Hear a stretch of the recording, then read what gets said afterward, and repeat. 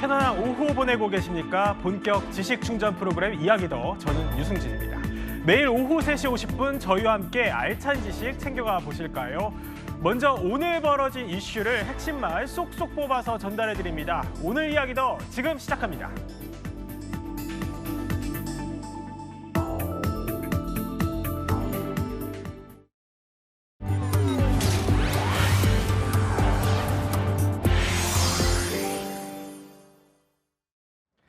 어제 저녁 기쁜 소식이 들려왔죠.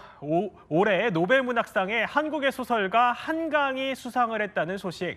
한국인이 노벨상을 받은 건 노벨 평화상을 수상했던 고 김대중 전 대통령에 이어서 두 번째 쾌거입니다.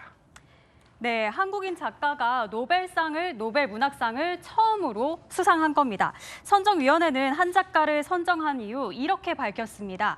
한강의 작품은 역사적 트라우마에 맞서고 인간 삶의 연약함을 폭로하는 강렬한 시적 산문을 선보였다고 했는데요.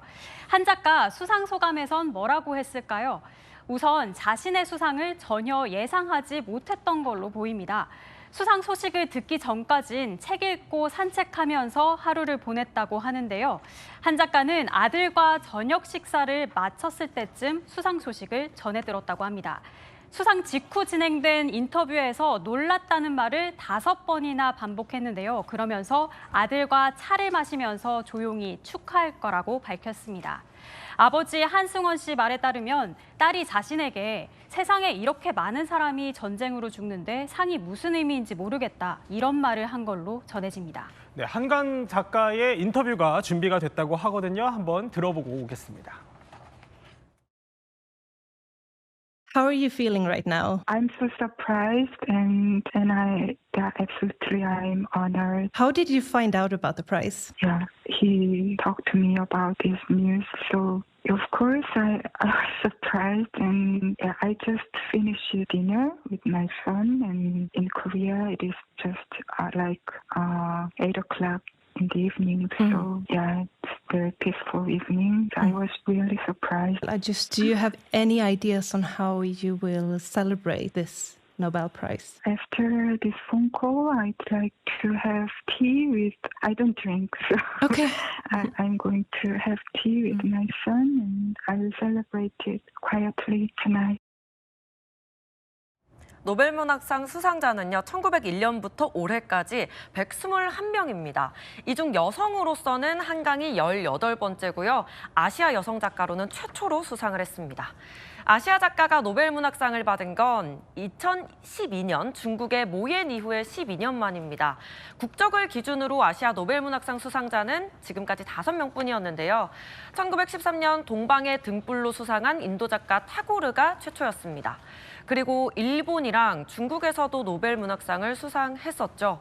최근에 아시아 문학이 주목을 받고 있어서 이번에도 아시아에서 수상자가 나올 거다, 이런 예측이 있었지만 사실 중국 작가인 칸쉐가 유력했거든요. 그런데 우리나라 작가인 한강이 받았습니다. 예상 밖에 또 의미 있는 수상이라서요, 전국뿐 아니라 세계가 들썩이고 있습니다. 한강 작가의 추천작도 궁금하실 텐데요. 추천작은 가장 최신작인 작별하지 않는다입니다. 2021년에 출간됐고요. 제주 4.3 사건의 비극을 세 여성의 시선으로 풀어냈습니다. 한강 작가는 이 작품으로 프랑스에서 저명한 문학상인 메디치 외국문학상을 수상했습니다. 상하면 사실 상금도 궁금하잖아요. 노벨문학상은 얼마나 상금을 좀 주는지 이 부분 좀 궁금할 텐데, 한강 작가는 1,100만 스웨덴 크로나, 한국 돈으로 약 13억 4천만 원을 받습니다. 특이한 점이 있는데 이 상금이 비과세예요. 그래서 소득세 시행령법을 보면 이 노벨상 상금은 비과세되는 기타 소득으로 분류됩니다. 그래서 세금을 떼는 거 없이 13억 4천만 원 전액을 받게 됐습니다.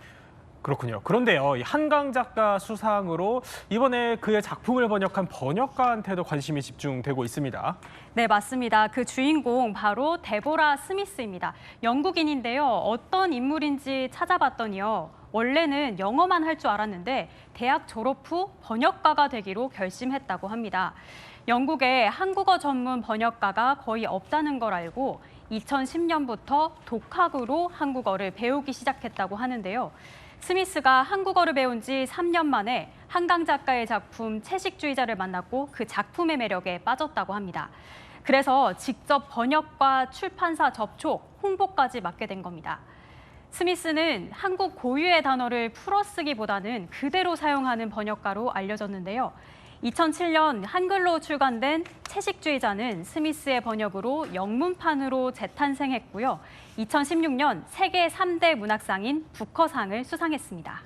외신들도 열광했습니다. 아시아 소설의 새로운 얼굴이라면서요. 이번 노벨상 수상을 속보로 다뤘다는데요. 특히 AP통신은 봉준호 감독의 기생충, 넷플릭스 시리즈 오징어 게임, K-팝 그룹인 BTS와 블랙핑크를 같이 언급하면서요. 한국 문화의 국제적인 위상이 커지고 있다고 평가하기도 했습니다. 아사히 신문은 한강의 많은 작품들 일본어로도 번역돼 있다면서 반겼고요. 그렇군요. 시민들의 반응은 어떨까요? 한강 작가 수상이 전해지니까 시민들이 기쁨을 감추지 못했다고 하거든요. 목소리 한번 준비해봤습니다. 아시아 여성이 노벨 문학상을 타는 기회가 별로 최초인 걸로 알고 있는데 그런 날을 맞이할 수 있어서 굉장히 기쁜 것 같고 저도 한국인이 쓴 노벨 문학상 수상작을 읽어볼 수 있다는 점에서 좀 더 문학 작품에 대한 접근성이 좀 확대된 것 같다. 한국에서 최초로 한강 작가가 노벨 문학상 탔는데 어떠셔요? 너무 깜짝 놀랐어요. 진짜 깜짝 놀랐어요. 좋아서 그분의 문학이 전 세계에 더 읽혀줄 수 있겠구나. 좋은 책이 더 좋은 사람에게 더 많이 읽혀질 수 있겠구나. 그런 의미? 그분의 책을 다른 나라 언어로도 잘 번역해 주신 번역가 친구분들의 서포팅하는 힘도 있지 않았을까 생각이 드는데요. 네, 시민들도 기뻐하시는 모습인데 서점가 분위기는 어떻습니까? 지금 판매 증가세가 심상치가 않습니다. 그래요? 한 수백 배에서 또 수천 배까지 증가를 하고 있는데 아직 사실 수상한 지 24시간도 안 지났잖아요. 그런데 한 반나절 만에 양대 서점에서 13만 부가 팔렸다고 합니다. 물량이 부족해서 대부분 예약 판매로 진행되고 있는데 그래서 지금 주문을 해도 바로 받을 수가 없는 상태입니다. 수상 소식과 동시에 온라인 서점 사이트가 한때 마비되기도 했습니다. 사실 저도 어제 온라인 한 사이트에서 안 읽은 한강 작가의 책을 사려고 했는데 장바구니에 담았다가 결제를 하려고 보니까 품절이 됐더라고요.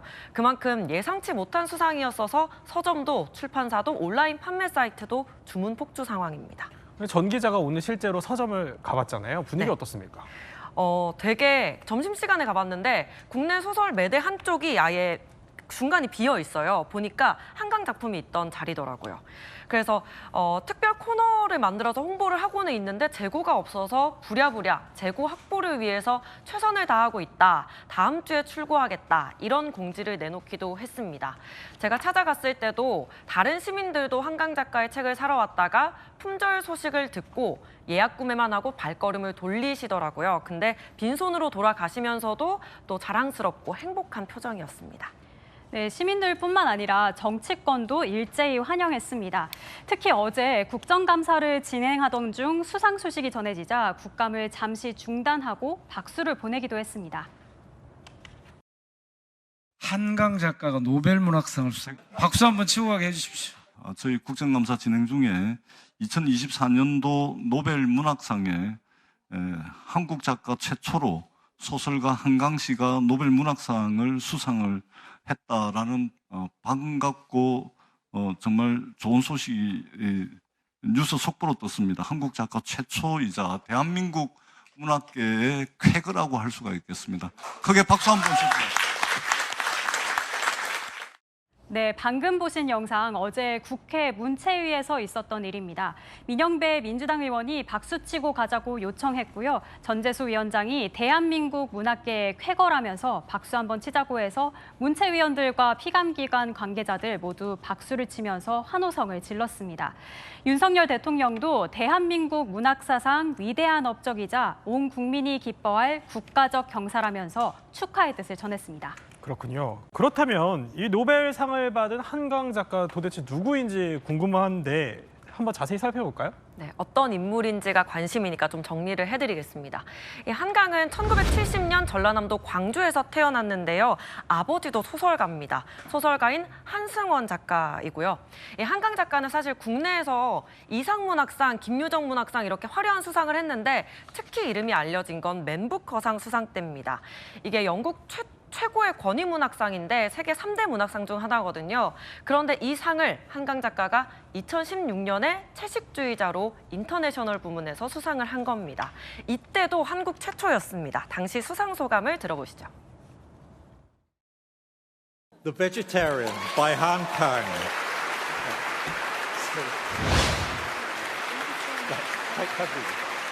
Writing novels is a way of questioning for me, and I just try to complete my questions through the process of my writing, and I try to stay in the questions, sometimes painful, sometimes demanding. 저는 한국 문학을 읽으면서 성장했고요. 그리고 지금 한국에는 아주 훌륭한 좋은 작가들이 많기 때문에 제가 한국 문학을 읽으면서 느꼈던 기쁨을 뭔가 함께 나눈다면 굉장히 좋을 것 같습니다. 부커상뿐 아니라요. 소년이 온다로는 이탈리아 말라파르테 문학상을 수상했고요. 지난해에는 작별하지 않는다로 메디치상 외국 문학상을 받았습니다. 이 메디치상도 프랑스 4대 문학상으로 꼽히는데요. 메디치상 수상도 한국 작가로 처음이었습니다. 한강 작가는 소설이 아닌 시로 먼저 등단했습니다. 대학을 졸업하던 해인 1993년 문학과 사회, 겨울호에 서울의 겨울 등 시 4편이 당선되면서 시인으로 등단한 거죠. 그리고 1994년 단편소설 붉은 닻으로 서울신문 신춘문예에 당선되면서 소설가로 데뷔한 겁니다. 이후부터는 장편소설을 출간하면서 작가로 자리매김한 거고요. 그렇다면 이 한강 작가가 이렇게 훌륭한 글을 쓸 수 있게 만든 영감의 원천은 뭘까요? 네, 한강 작가의 가족, 문인 가족으로 유명합니다. 한 작가에게 문학의 길이 필연과도 같아 보이는데요. 먼저 한강 작가의 부친은 국내 원로 소설가 한승원 작가입니다. 이상문학상 수상작 아재아재 바라아재로 잘 알려진 소설가죠. 아버지 한승원 작가 가장 쉬운 이름이 가장 좋은 이름이라는 마음으로 딸의 이름을 지었다고 합니다.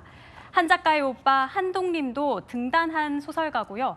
남동생 한강인도 소설을 쓰는 만화 작가로 알려졌습니다. 그렇군요. 그렇다면 이 한강 작가의 문학적 감수성은 아무래도 아버지의 영향이 크겠군요. 예, 그럴 것 같습니다. 이 부친 한승원 작가도 오늘 한강 작가의 수상에 대해서 소감을 밝혔는데요. 한번 들어보시죠. 나 그 소식 듣고 당황했어요. 우리는 깜빡 잊어버리고 있었어요. 기대하지 않았어요. 그런데 혹시라도 우리 마나님이 안 되면 나이가 아직 어리니까 몇 년 뒤에 탔으면 자고만 우리들이 살았을 때 탔으면 더 좋겠다 그랬어요. 그런데 보니까 저도 실감이 안 나는 느낌이었어요. 세상이 꼭 빨갛 뒤집어진 것 같은 느낌이 들었어요. 한승원 작가는 노벨문학상 심사위원들이 사고를 잘 내더라면서 뜻밖의 인물을 찾아내서 수상한 경우들이 있었다. 이렇게 유쾌하게 이야기하기도 했습니다. 동아일보 취재에 따르면 한승원 작가는 자신의 딸 한강 작가에 대해서 세상을 보는 시각이 다른 것 같다. 나는 골목대장인데 한강은 세계를 보는 것 같다고 말했습니다. 또 다른 언론사 인터뷰에서는요.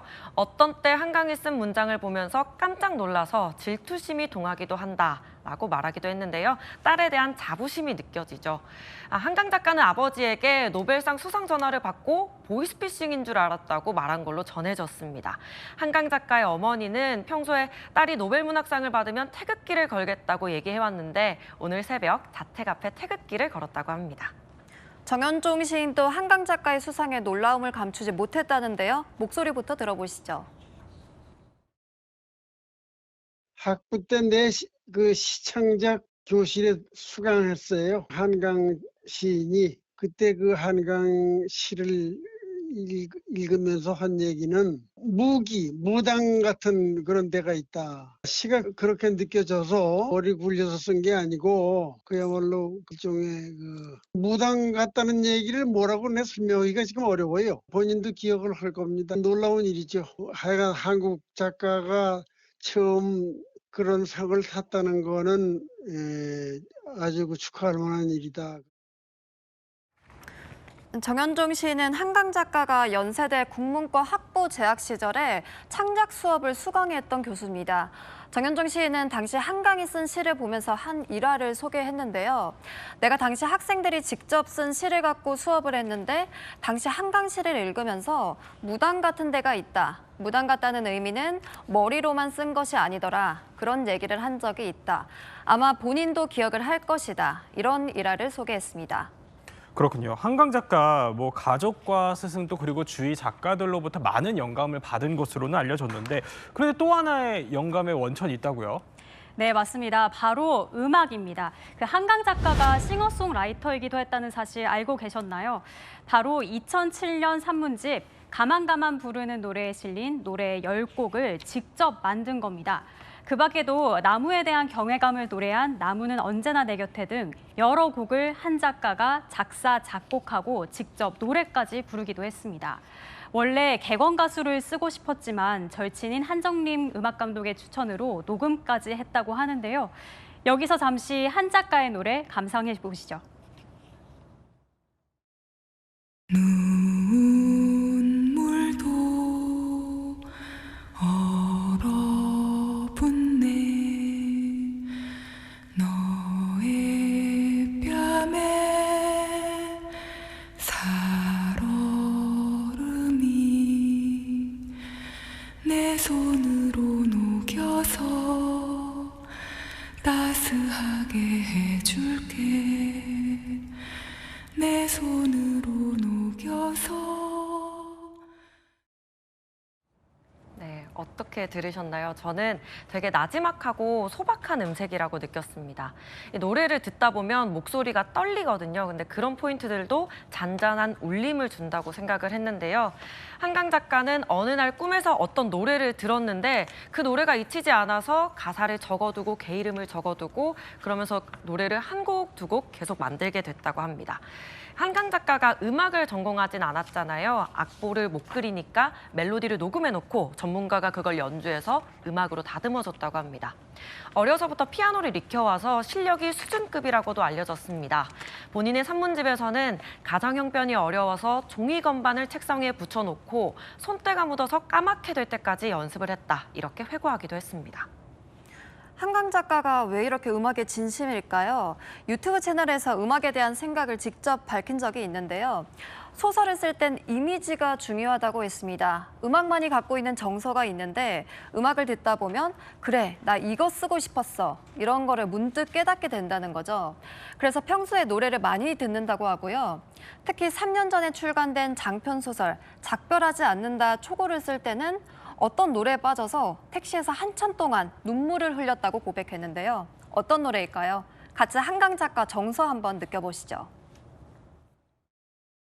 이 곡은 작별하지 않는다 초고를 다 쓰고서 택시를 탔는데 이 노래가 너무나 유명한 노래라서 나오고 있었어요. 아, 그래 많은 노래고 유명한 노래지 하고 듣는데 갑자기 마지막 부분에 가사가 전혀 다른 의미로 다가오면서 저도 모르게 눈물이 흘렀던 기억이 있어요. 그런 사연이 있는 노래라서 어떻게 내가 어떻게 너를 우리 이제 바다처럼 깊은 사랑이 다 마를 때까지 기다리는 게 이별일 텐데 이렇게 나오잖아요. 바다가 이렇게 다 마르는 게 불가능하잖아요. 그런 이미지가 떠오르면서 갑자기 막 사연 있는 사람처럼 택시에서 눈물이 흘러내렸던 기억이 있어요. 네, 한 작가의 플레이리스트엔 조금 전 소개된 악동 뮤지션의 노래뿐 아니라 가수 김광석 씨의 노래도 들어있었습니다. 어떤 노래일까요? 네, 한 작가는 2021년 져서 작별하지 않는다를 열심히 쓰던 시기에 이 노래를 들었다고 하는데요. 그때 당시 한국말을 잊어버릴 수도 있겠다 싶을 정도로 아무도 만나지 않았다고 회상했습니다. 한 작가에게 힘이 되어준 김광석의 나의 노래 같이 한 소절 들어보시죠. 아무것도 가진 것 없는 이에게 시와 노래는 내 달픈 양치 마지막 한 방울의 물이 있는 한 나는 마시고 노래하리 나는 마시고 노래하리 이렇게 음악이 한강 작가에게 많은 영감과 힘을 줬다면 반대로 또 한강 작가의 작품이 요즘 음악하는 사람들한테 긍정적인 영향을 주기도 하는 것 같습니다. 네, 지금 한강 작가의 작품이 이 젊은 가수들, K-팝 아티스트들한테도 창작의 밑거름이 좀 되고 있는 것 같습니다. BTS 멤버 B는요, 한강 작가의 노벨문학상 수상 소식을 접하자마자 소년이 온다를 군대에서 읽었다면서 축하글을 남겼습니다. 같은 그룹 멤버 RM도 눈물과 하트 이모티콘을 올리면서 수상을 기뻐했습니다. 이 가수 흰 씨는 자신의 예명의 의미를 밝히기도 했는데요. 한강의 소설 흰을 읽고 감명을 받아서 자신의 예명을 지었다는 겁니다.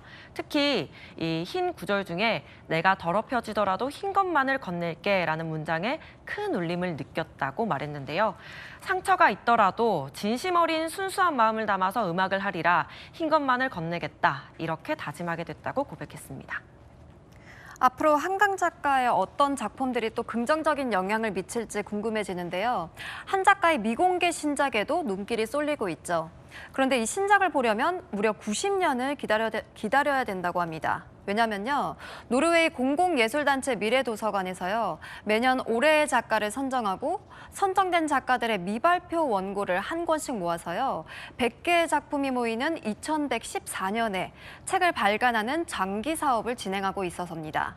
한강 작가도 2019년에 올해의 작가로 선정됐는데요. 소설의 제목은 사랑하는 아들에게라고 하고요. 2114년, 지금부터 90년 뒤에 공개될 예정입니다. 누리꾼들은 노벨상 받은 기념으로 지금 볼 수는 없냐, 100년 뒤에도 이름이 남는다니 영광스럽다는 반응을 보이고 있습니다. 그렇군요. 이번에는 문재인 전 대통령 딸이죠. 문다혜 씨 음주운전 사고와 관련된 소식 한번 살펴보겠습니다. 문 전 대통령 최측근도 엄정한 처벌을 받아야 한다 이런 입장을 밝혔다고 하네요.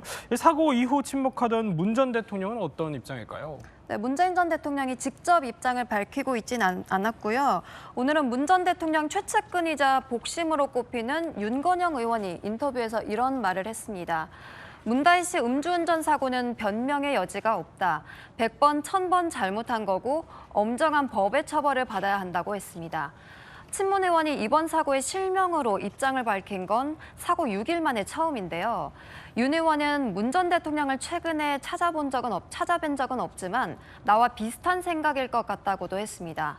제가 친문계 의원들을 취재해보니까요. 문 전 대통령이 직접 입장을 밝히는 대신 윤건영 의원을 통해서 간접적으로 입장을 밝히려는 의도라고 해석하더라고요. 그렇군요. 문다혜 씨 현재 경찰 출석 일정은 조율 중이라고 하는데요. 그런데 오늘 경찰청 대상 국회 행안위 국감이 열렸는데 여기서 다혜 씨 이야기가 나왔다고 합니다. 문다혜 씨가 택시와 충돌한 것은 음주운전 사고를 냈기 때문에 교통사고 처리 특례법 위반으로 보이는데 그 점에 대해서는 맞죠? 그거는 일단 팩트를 중심으로 해가지고 특정범죄가중법상 위험운전치사상 적용 검토 여부에 대해서 원론적으로는 적용 내지 검토 대상이라는 표현을 하시는데 맞죠? 예. 문다혜 씨가 이런 표현을 한 적이 있죠. 압수수색 당하고 난 다음에 가족을 건드리면 안 된다. 우리는 운명 공동체라는 말씀을 했는데 이걸 보면 저는 체납 공동체가 아닌가 이런 말을 꼭 좀 해주고 싶습니다. 그 정도는 좀 하시죠. 예. 지금 문다혜 인사청문회도 아니고.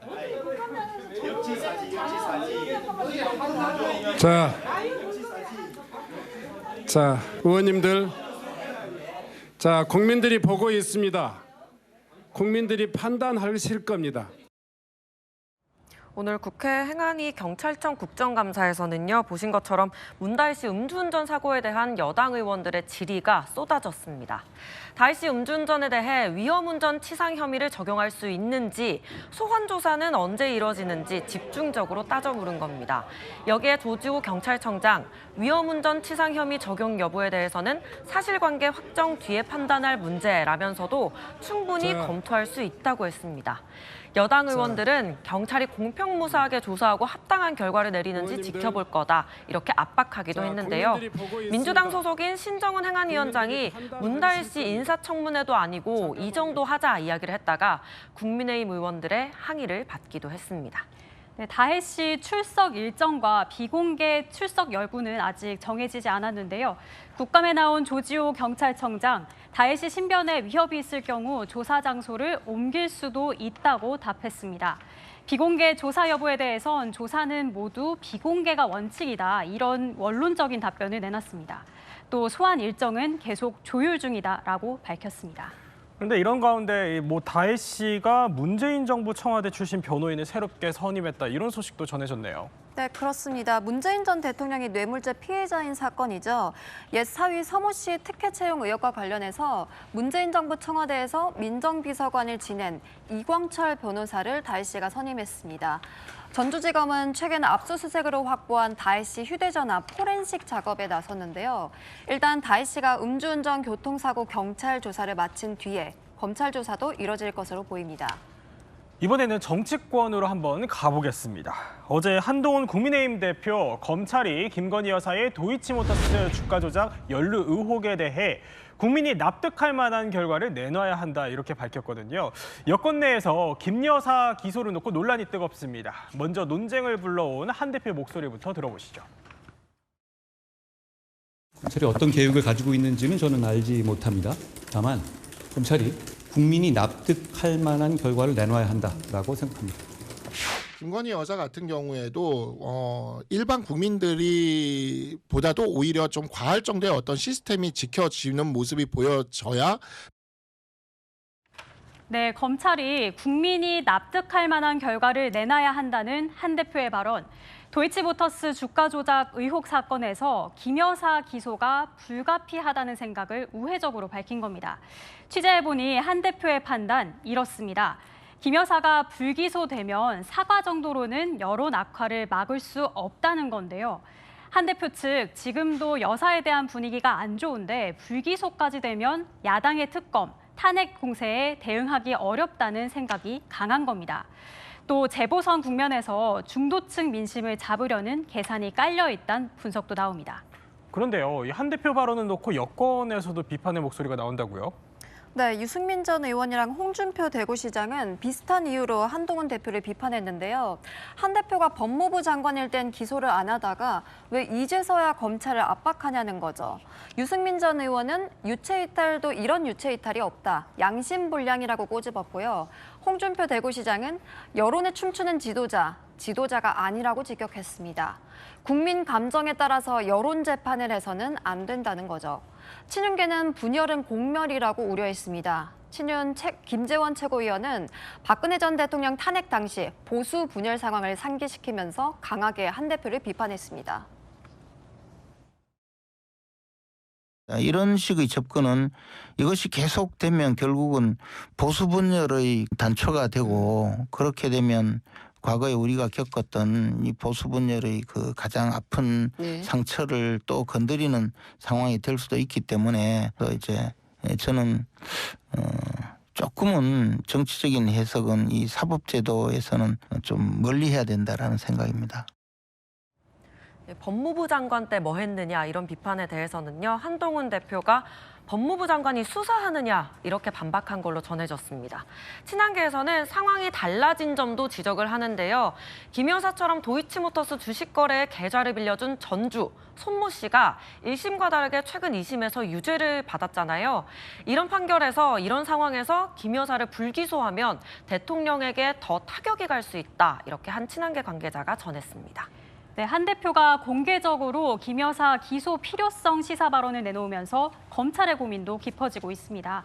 검찰의 최종 처분은 이르면 다음 주 발표될 걸로 보이는데요. 그간 수사팀은 김 여사의 주가 조작 가담이나 인식에 대한 증거 부족 등을 이유로 불기소 처분에 무게를 실어왔는데요. 하지만 김 여사가 지난 7월 조사에서 내 의지로 주식 거래를 했다고 한 진술을 어떻게 볼지를 두고 고심하는 걸로 전해졌습니다. 이런 가운데 야당의 입장은 어떨까요? 법무부 장관이었던 한 대표가 김 여사 특검을 자초한 것이다, 이렇게 공세를 이어갔다고 하는데요. 박찬대 민주당 원내대표 목소리 들어보시죠. 한동훈 대표가 법무부 장관으로 재직하는 동안 김건희 여사 수사는 사실상 멈춰 있었습니다. 한동훈 법무부 장관이 콩알 반쪽만큼이라도 의지가 있었다면 도이치모터스 주가 조작 수사는 진작 끝났을 것이고 김건희 여사는 기소되었을 것입니다. 결국 한동훈 대표가 김건희 특검을 자초한 셈입니다. 들으신 것처럼 더불어민주당 지도부 어제 한동훈 대표 발언을 고리로 공세를 퍼부었습니다. 박찬대 원내대표는 한동훈 대표가 진심으로 국민의 눈높이를 중요하게 생각하길 바란다고 비꼬았고요. 김건희 여사 특검법을 관철시키라고 압박했습니다. 김 여사 기소를 놓고 충돌하는 여권의 틈새 벌리기에 나선 거죠. 김 여사 기소를 놓고 이 당내에서 친윤계 친한계 맞서고는 있는데 둘 다 이 갈등이 극단으로 치닫는 건 경계를 하고 있습니다. 한동훈 대표가 오늘 동남아 순방에서 귀국하는 윤석열 대통령 부부 마중을 나가기로 했거든요. 출국되는 부산 재보선 유세 일정 때문에 못 갔고 오늘부터 사전투표도 시작됐으니까 선거가 막바지잖아요. 그래서 귀국길은 함께하는 모습을 보일 예정입니다. 윤 대통령이 순방 간 사이 그런데 한 대표가 많은 발언을 했어요. 김 여사 행보부터 자제를 해야 한다. 이런 발언부터 국민이 납득할 만한 수사 결과가 있어야 한다. 이렇게 강한 발언들을 쏟아냈잖아요. 오늘 대통령 부부와의 만남 어떤 장면이 나올지 관심이 쏠리고 있습니다. 이어서 사건 사고 소식 한번 짚어보겠습니다. 창고에 보관 중이던 현금 수십억 원이 사라진 사건이 발생을 했다고 해요.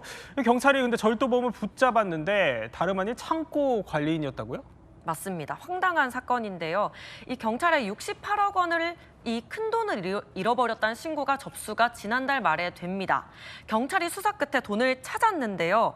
이 현금이 차곡차곡 쌓여있는 모습이었거든요. 영상으로 좀 함께 보시겠습니다. 여기가 화장실 아니거든요. 그런데 저 천 상자가 보이죠?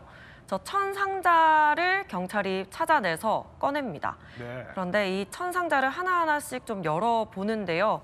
저걸 열면 좀 옷가지 같은 게 있잖아요. 네. 저 옷가지 지금 파헤치고 있는데 옷가지를 열면 저렇게 5만 원권 현금이 정말 빼곡하게 쌓여 있습니다.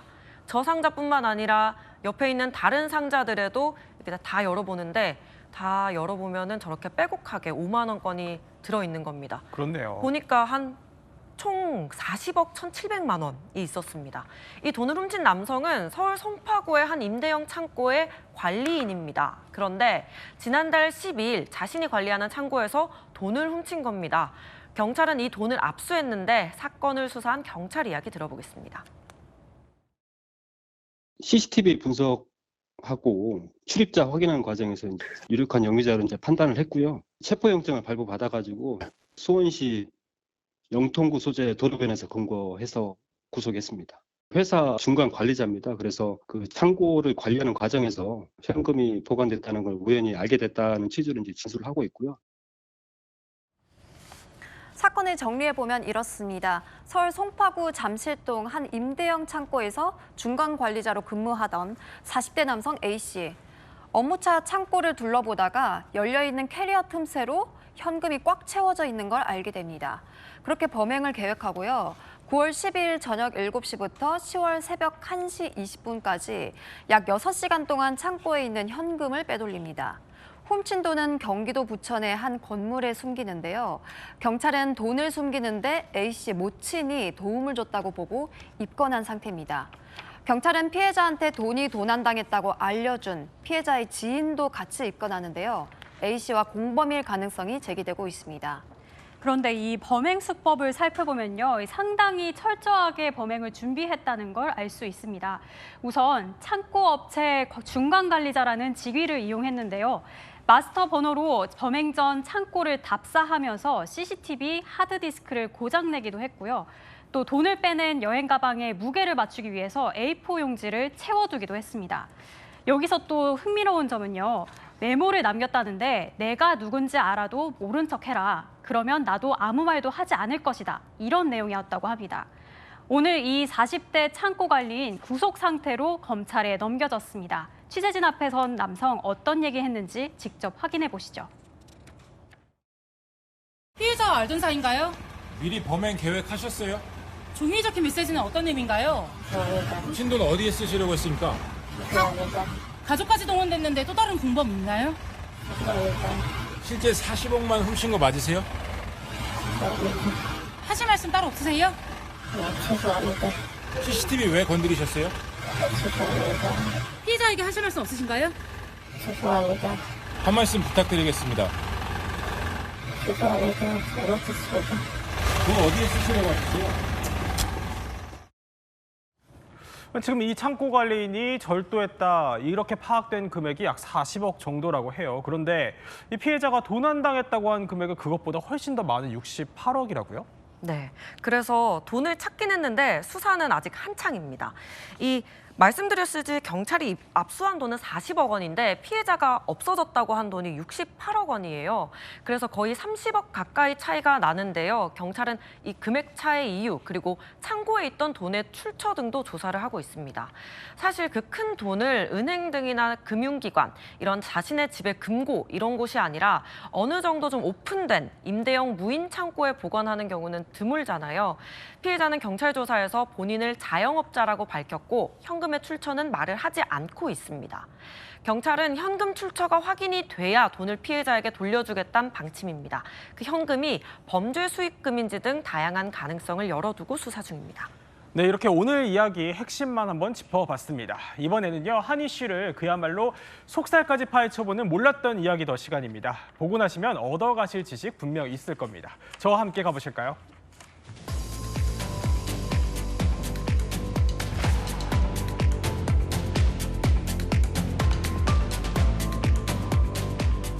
그제죠. 북한이 남쪽 국경을 영구 봉쇄하겠다면서 요새화 공사 선언을 했습니다. 사실상 남쪽과의 교류를 끊겠다는 거죠. 그런데요, 어느 정도 예견된 일이었긴 합니다. 앞서 김정은이 남북을 적대적 두 국가 관계로 선언을 했기 때문이죠. 그러니까 이 남한을 더 이상 통일의 대상으로 보지 않겠다면서 김정은만의 파격적인 정책 전환을 예고한 겁니다. 통일이 김일성과 김정일 선대의 유운인데도 불구하고 말이죠. 이 같은 파격적인 정책 전환을 택할 수밖에 없었던 김정은 왜일까요? 몰랐던 이야기 더해선 오늘 김정은의 속내를 한번 파헤쳐 보겠습니다. 어떤 생각에 잠겼길래 정책 전환을 할 수밖에 없었는지 말이죠. 지식이 충전될 때마다 이 지식 배터리에 불이 한 칸씩 들어오게 됩니다. 지식 충전 지금 시작합니다.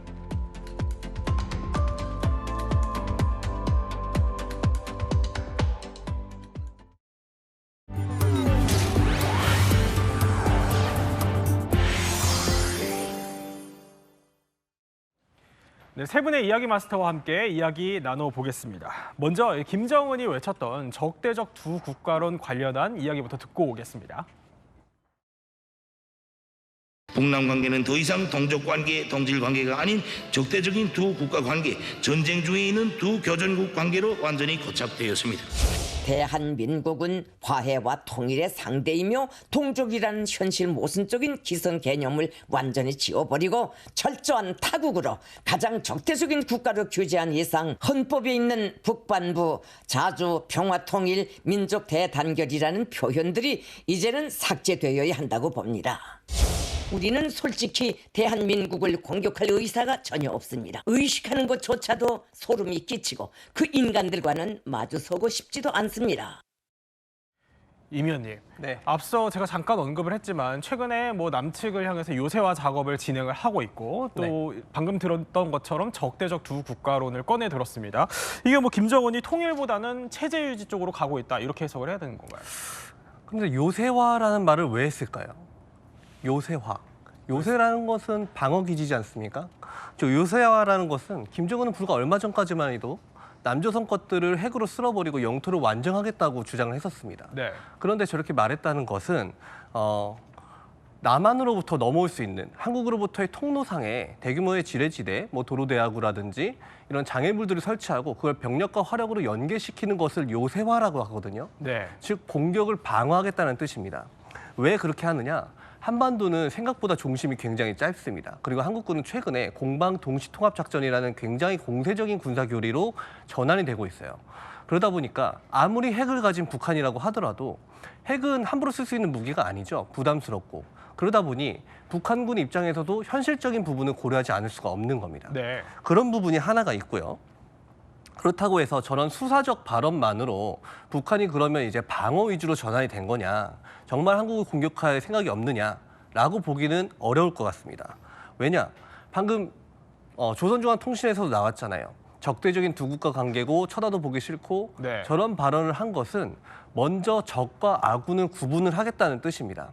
전쟁 상태로 들어가기 위해서는 내 편과 적이 명확하게 구분이 될 필요가 있죠.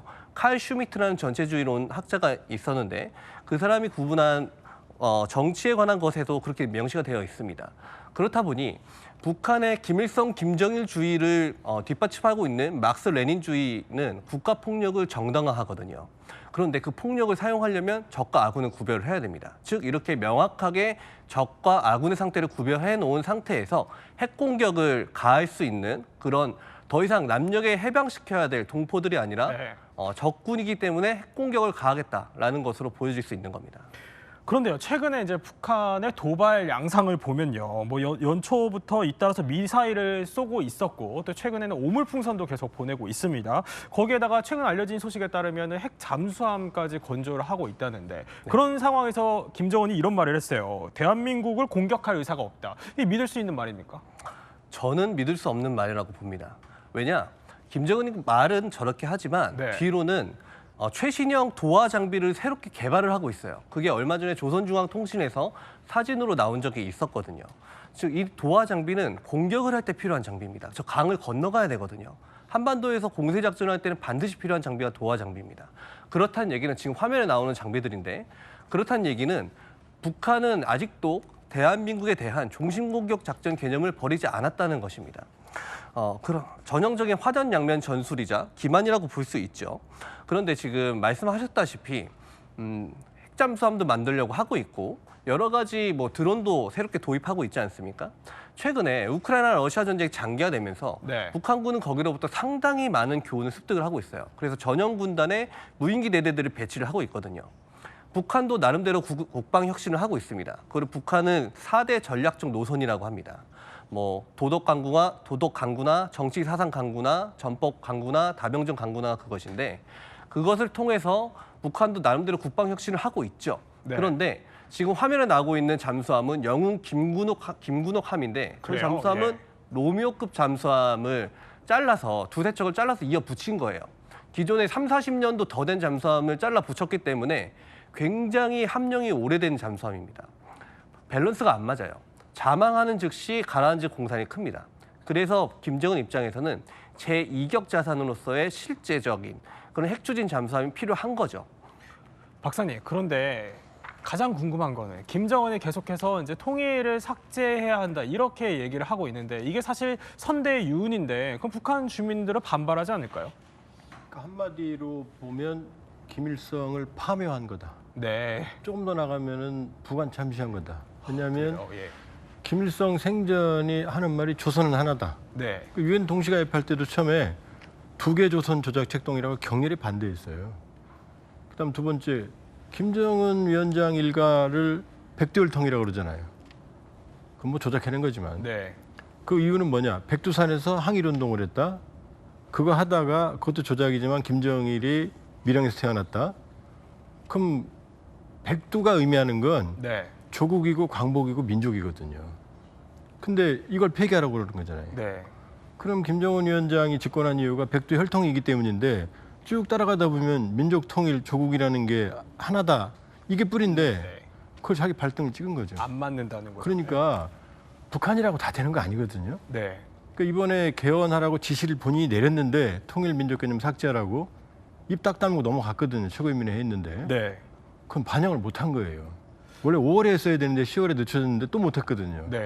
이 얘기는 내부 반발이 심하고 굉장히 심하다. 뱉어놓은 말을 다시 삼키지도 못하고 그냥 가기도 뭐하고 한 그러니까 이 상황 자체가 통일민족 개념 삭제를 제시할 때부터 위기를 자초했다. 그리고 이걸 그대로 가도 문제고 안 가도 문제고 이 상황이 이미 자기 권위를 스스로 갉아먹는 거예요. 그런데 이렇게 스스로 권위를 갉아먹을 만큼 위험한 선택인 거잖아요. 그러면 도대체 김정은이 왜 이 시점에 두 국가론을 꺼내서 이렇게 위험한 선택을 하게 됐을지 김정은의 생각을 한번 지금부터 분석을 좀 해보려고 합니다. 첫 번째 키워드를 볼까요? 첫 번째 키워드 40이라는 숫자가 뜨는군요. 임상호 평론가님, 저 40은 뭔 상관이 있는 거죠? 김정은 위원장이 태어난 해가 1984년입니다. 그럼 올해가 되면은 올해가 40이군요. 40이 되는 것이죠. 그래서 그 40. 그 현재 그 김정은 위원장의 그 나이를 이야기하는 것인데 특히 이제 우리 그 한민족 문화에서 40이라고 하는 것은 상당한 상징적인 의미가 있죠. 네. 그런데 그러니까 하나의 어떤 지도자로서도 어떤 그 나만의 주체적인 어떤 무언가를 할 수 있다라는 그런 자신감. 네. 그리고 특히 이제 2011년 이후로 지금까지 시간이 상당히 흘렀지 않습니까? 권력이 이제 이양된 이후로 그 지점을 한번 봐야 되고 그다음에 또 하나 우리가 이제 세계 지정학적인 세계 흐름을 같이 북한하고 연동시켜서 한번 봐야 되는데요. 전 세계적으로 2차 세계대전이 끝나고 한국 전쟁이 끝나고 그다음에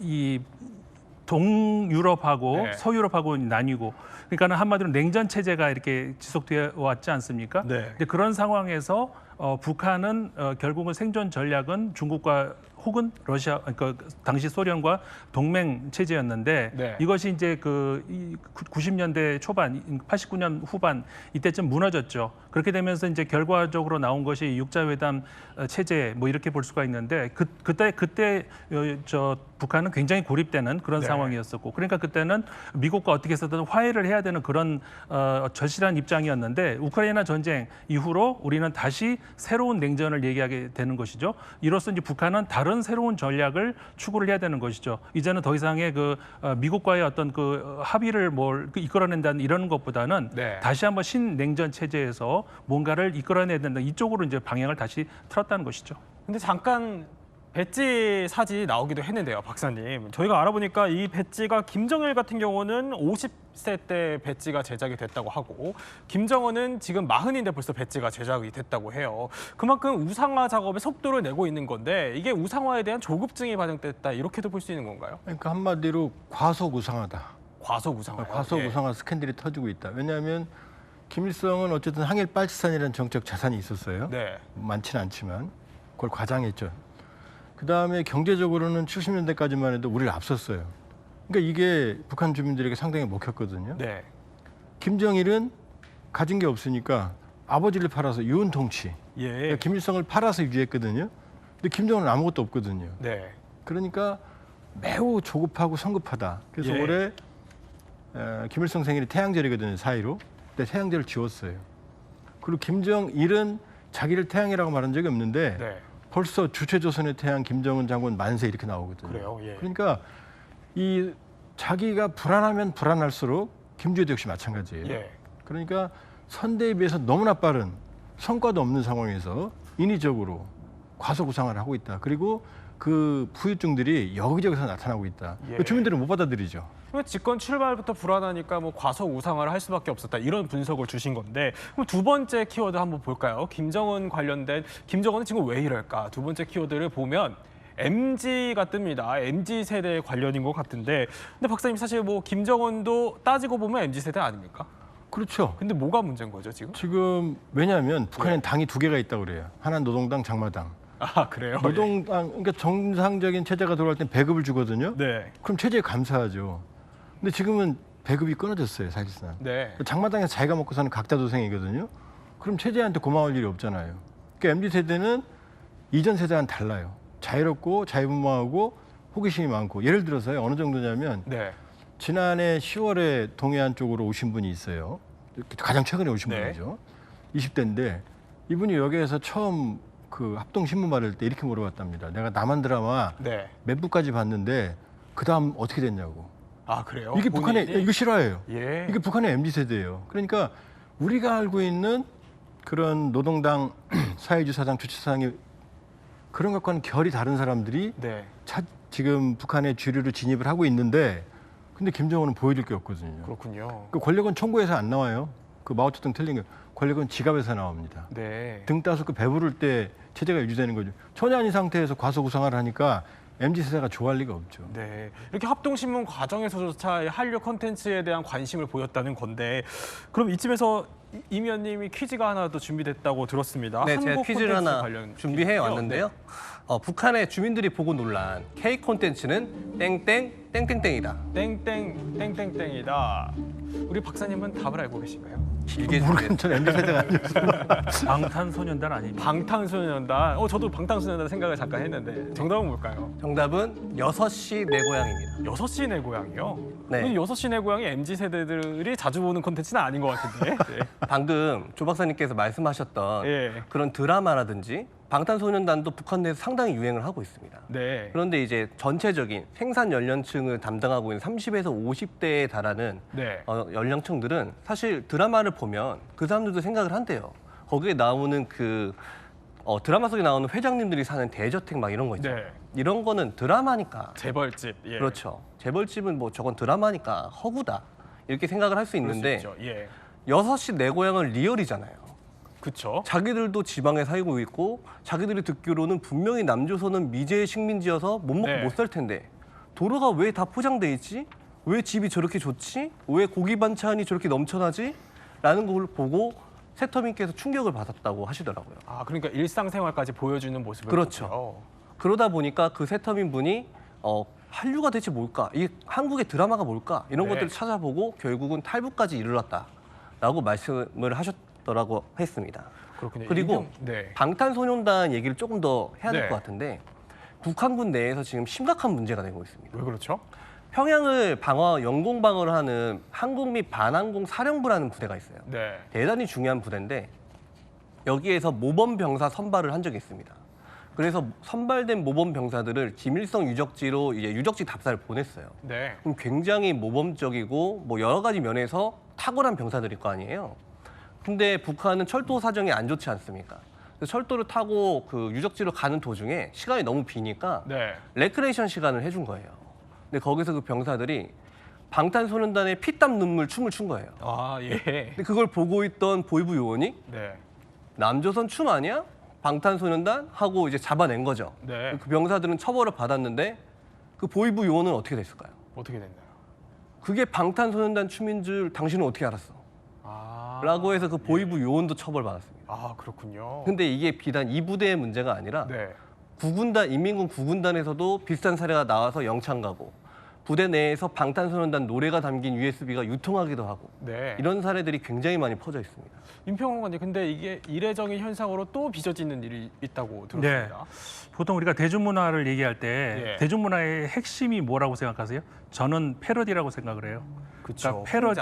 예. 그렇죠. 이게 이제 그런데 이게 북한 사회도 피해갈 수가 없거든요. 어떤가요? 그러니까 북한에서 그 과거에 있었던 노래가 있습니다. 네. 오직 한 마음이라는 노래인데 이 가사가 대충 이래요. 그러니까 옛날 노래입니다.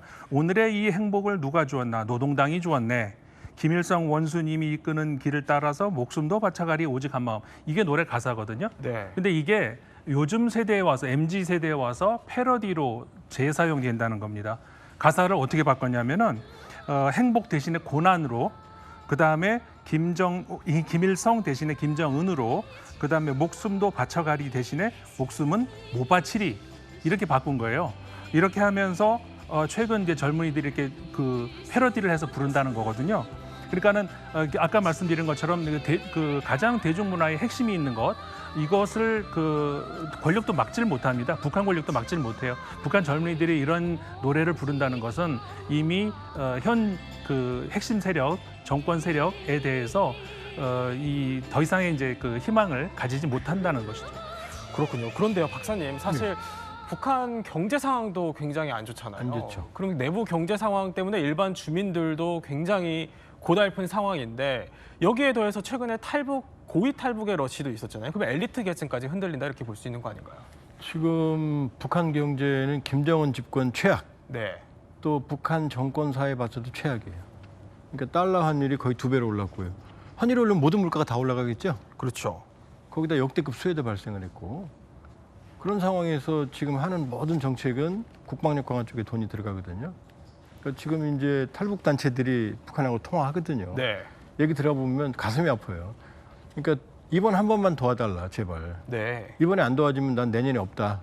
이렇게까지 얘기를 해요. 그러니까 탈북민들이 지금 굉장히 심적 고통을 받아요. 여유가 없잖아요. 그분들도. 네.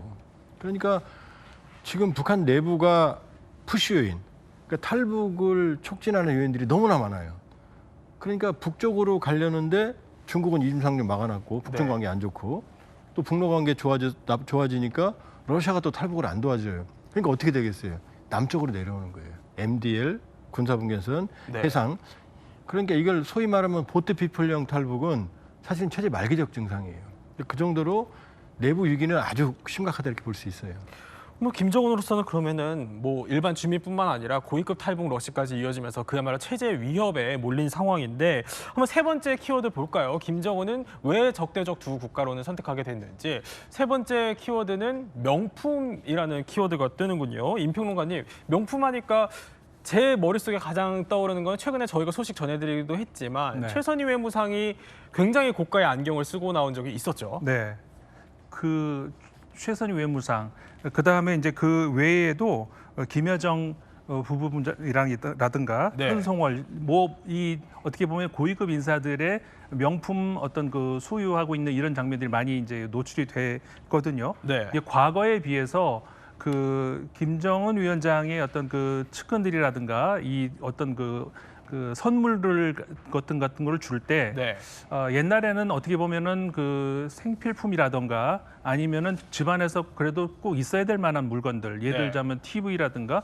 어떤 뭐 그 냉장고라든가 이런 것들을 선물했다면은 이게 최근에 와가지고 사치품으로 많이 바뀌었다는 것이죠. 이게 이제 큰 변화 중에 하나인데, 그러니까는 이게 그 당장 비교를 해보자면 2021년하고 올해 상반기하고 비교를 해봤을 때 그 북한의 대중 사치품 수입 규모가 엄청나게 많이 달라졌습니다. 이제 이 2021년 같은 경우에는 귀금속류 같은 것들은 수입을 안 했거든요. 근데 올해는 20만 달러 규모의 수입이 있었고 시계 같은 것들도 고급 시계 같은 거는 수입이 없었는데 올해 같은 경우에 무려 1,072만 달러 규모의 수입이 있었다는 것이죠. 이런 그 사치품의 수입이 과거보다 훨씬 늘었다는 거. 이게 뭔가 이제 그 기존의 방식으로는 안 통한다.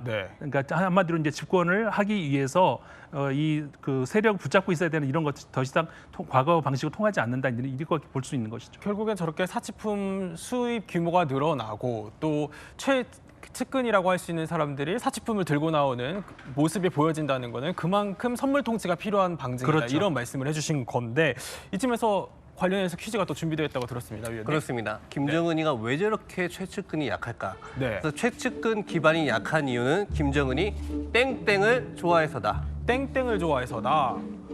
뭘 좋아해서일까요? 박사님 혹시 답을 알고 계십니까? 글쎄요, 저 르리 좀 그런데 명품을 좋아해서다.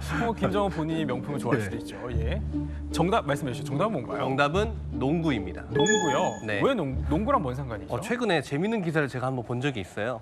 모두가 아시다시피 김정일은 상당한 영화 광이지 않습니까? 그래서 김정일을 영화 감독에 빗대서 보면은 주연 배우를 처음부터 끝까지 쓰는 것처럼 자기가 믿었던 사람을 처음부터 끝까지 쓰는 모습이 보이는데 김정은은 농구를 좋아하다 보니까 농구 감독처럼 전략적으로 잘하는 선수들을 계속 바꿔가면서 쓴다. 이런 기사를 제가 본 적이 있거든요. 농구는 선수 교체가 자주 이루어지니까. 그렇죠.